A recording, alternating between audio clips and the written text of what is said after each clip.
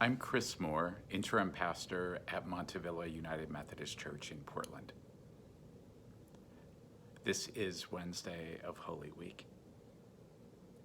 I want to read from one of the lectionary passages, Hebrews 12, verses 1 through 3.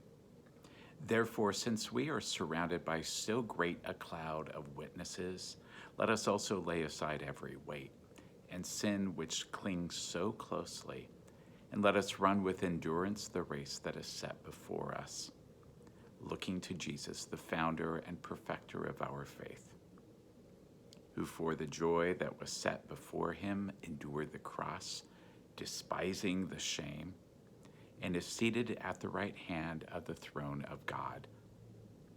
Consider him who endured from sinners such hostility against himself, so that you may not grow weary or faint-hearted.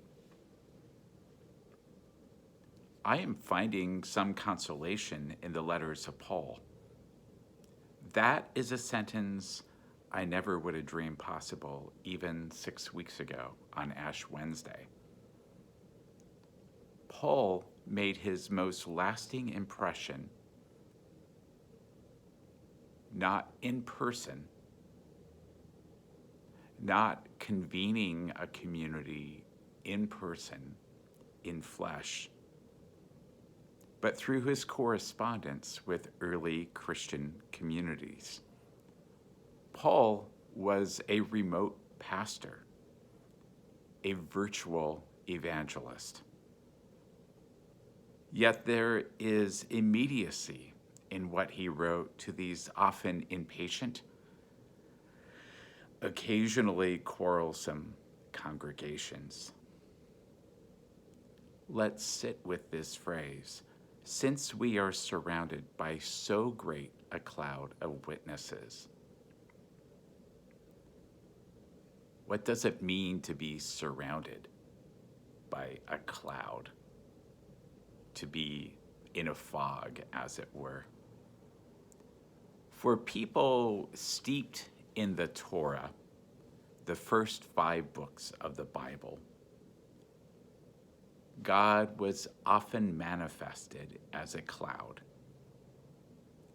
and the pillar of cloud was a guide by day. I think of the cloud of witnesses that is my compass today. Family and friends, public health experts, some elected leaders, grocery store workers and truck drivers transporting food and other essentials, first responders, medical personnel, healthcare workers, families walking the sidewalks together to get out of the house, individuals making their way, charting their course through this difficult time. I do not know the particulars of everyone's life, but I find myself praying for others, that they may not grow weary or faint-hearted. Right now, we are all feeling a new weight, one that clings so closely to our awareness, one that can creep into our imagination.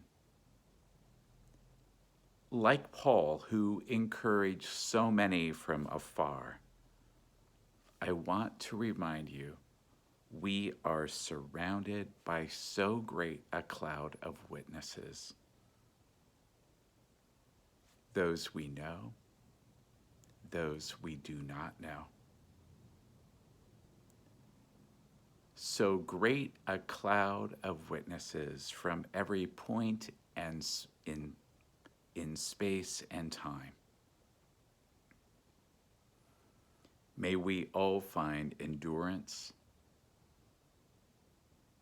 and rejuvenation and renewal and resurrection in God. I'm Chris Moore, interim pastor at Montevilla United Methodist Church in Portland, Oregon. Be well, and blessings to you.